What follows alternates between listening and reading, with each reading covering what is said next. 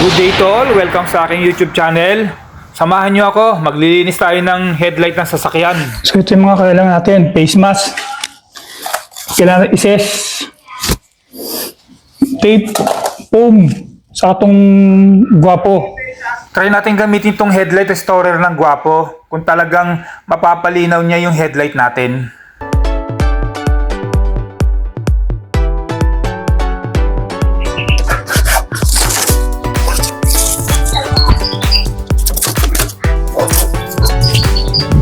Unang-una natin ginawa, nilinis muna natin to.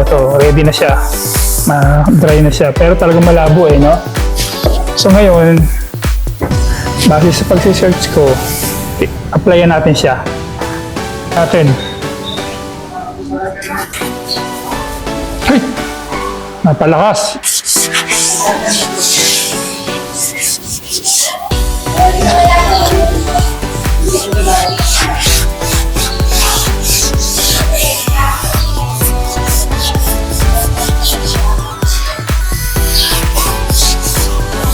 Babad natin siya.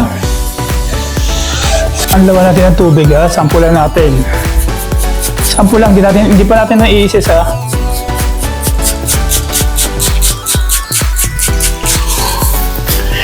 Para may improvement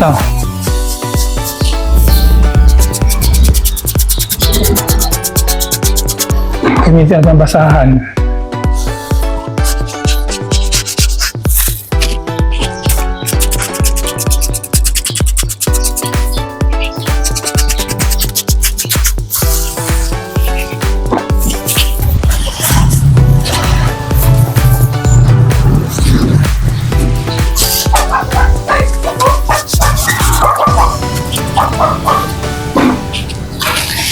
This time, isisisin na natin. So, yung isis manipis.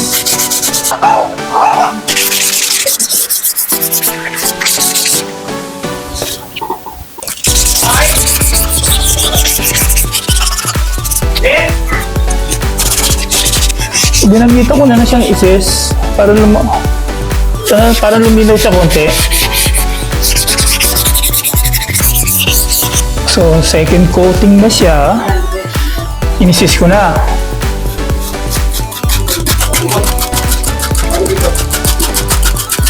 Third coating, babad muna natin.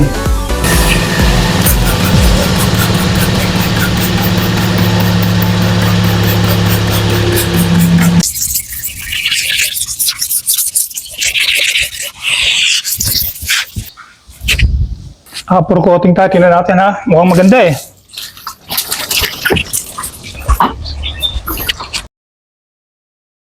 Yellow. Matanggal yung yellow niya. Dito sa right side ng headlight, since na hindi naman siya masyadong malabong-malabo, so ang ginawa ko dyan, ginamitan ko lang siya ng mga cream ng Guapo.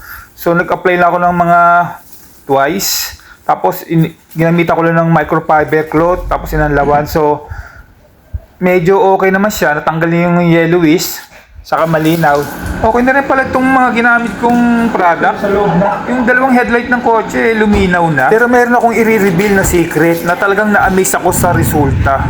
Super amaze ang resulta. Nung ginamitan ko ng DW40, yung left side ng headlight. May mga bakas-bakas pero given na, okay na rin. Itong resulta lang, 2 beses ko nilagyan ng cream itong right side ng headlight. So hindi ko pa nilalagyan ng DW40. Yan as in pa rin ang resulta niyan. So malinaw na rin siya. So we use DW40. Yan ang in-apply ko, DW40 sa final touch. Tapos yun, maganda na resulta. At papasalamat pala ako sa nagbigay ng sample mula sa Guapo Car Care Solution para luminaw tong aking mga headlight. Thank you very much. Ciao for now.